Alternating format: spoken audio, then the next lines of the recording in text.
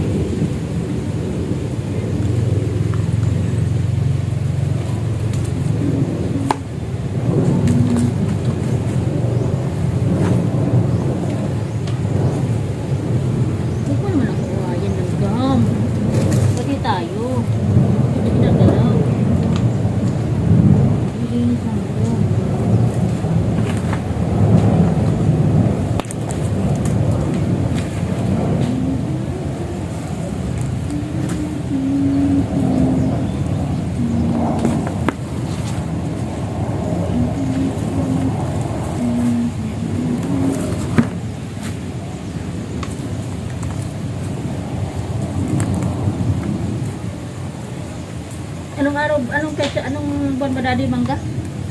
March?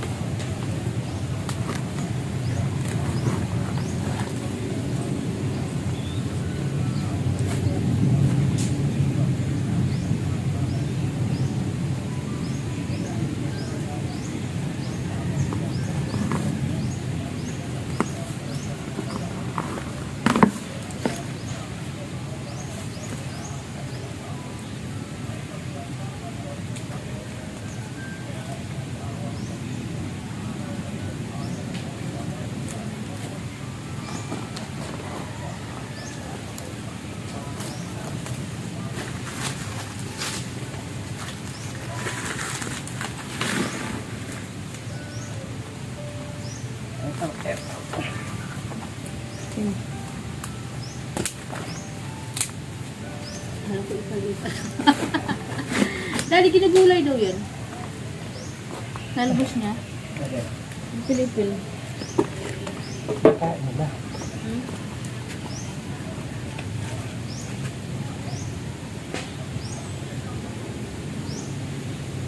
Ay, Daddy, wala na nang masilaw si Pili. Ito na.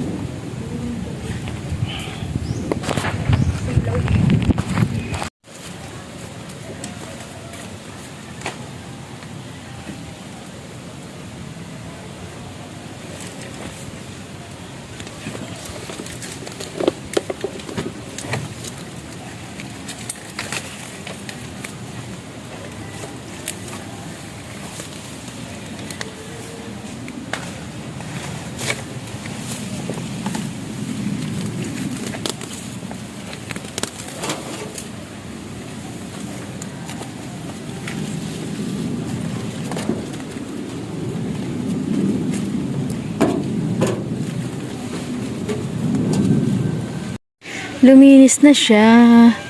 Ayan o. Ba, ano yan? Luminis na siya dyan. Ayan, natira na lang mga halaman na yun. Dami mga tambak-tambak para ng kusot.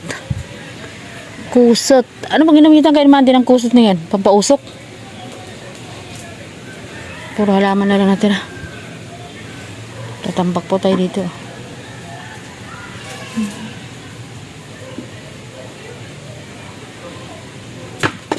Ang laki ng shell. Ang laki ng suso.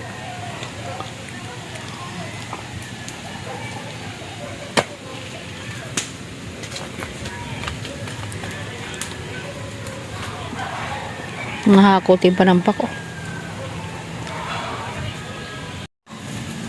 Hanggang pa tayo sa may kahoy na yun. Hanggang doon tayo sa kahoy. Yun yung kahoy na nakatayo.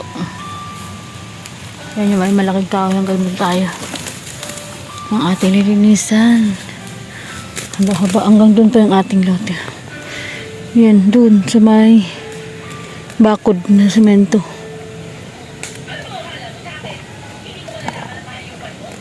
Yan sa may bakod na semento. Nakikita ba?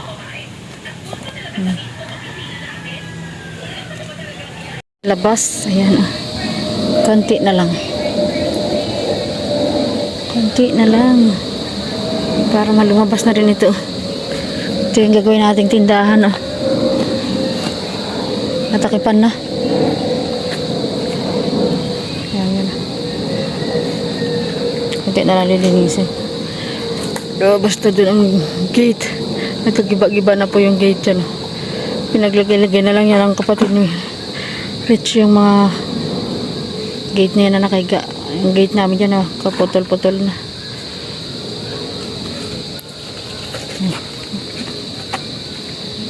Ayun. Nilumot na lang gusto yung hollow blocks.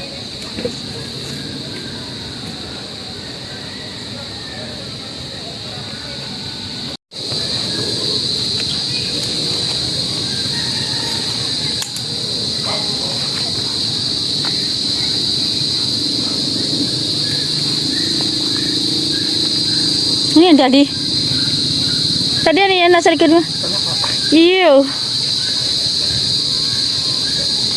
Pag masarap pagkasama si Palco naglilinis eh. Pag ako lang po naglilinis, dito lang po ako sa loob. Hindi po ako lalabas dito.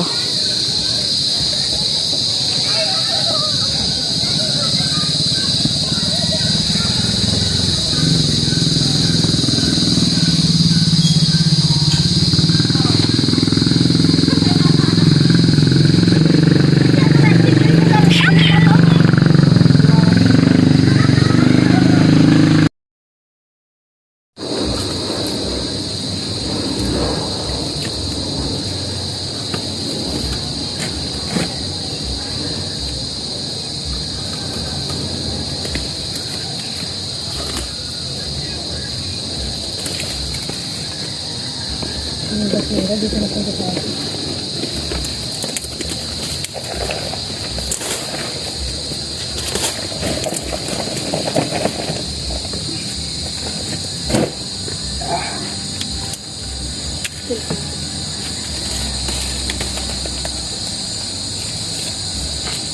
Baka maturyente dyan dati.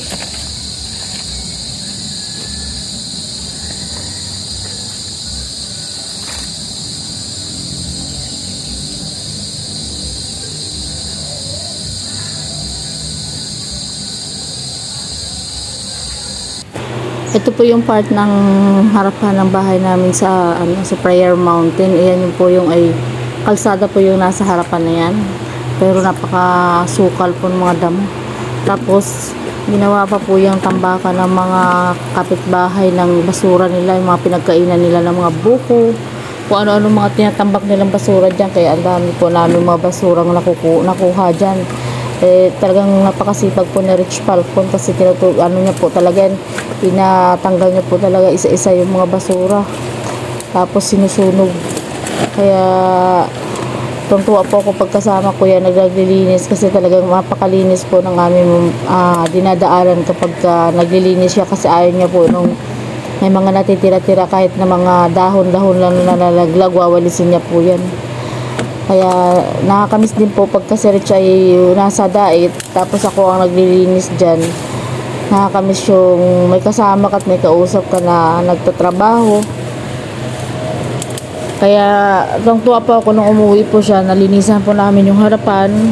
Ayan, malawak-lawak po na nalinisan namin din sa aming lote dahil napabayaan na po at nilulumot na nga yung mga pader.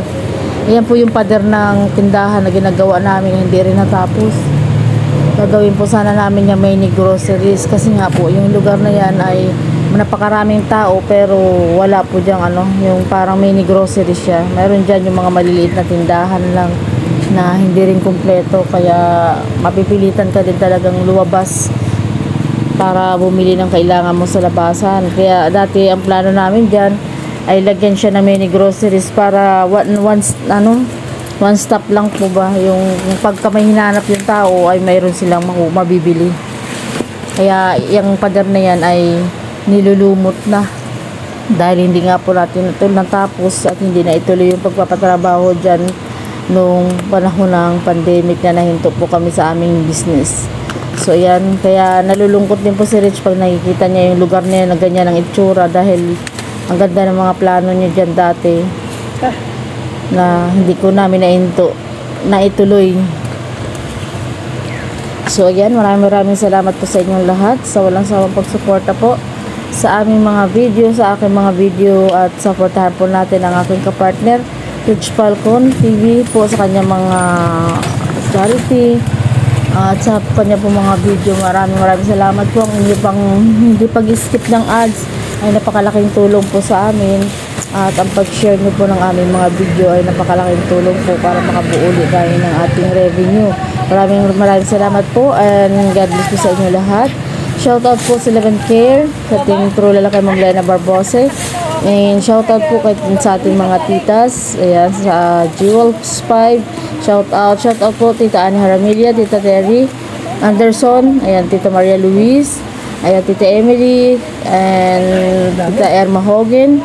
And shoutout po kay Ma'am MJD, Ma'am Marites Ombles Vlog, ayan, Sir Winga ng USA, Sir Miss Nora Balbastro, Sis Catherine, Sis May 6, and kay Ma'am Maribeth Florendo.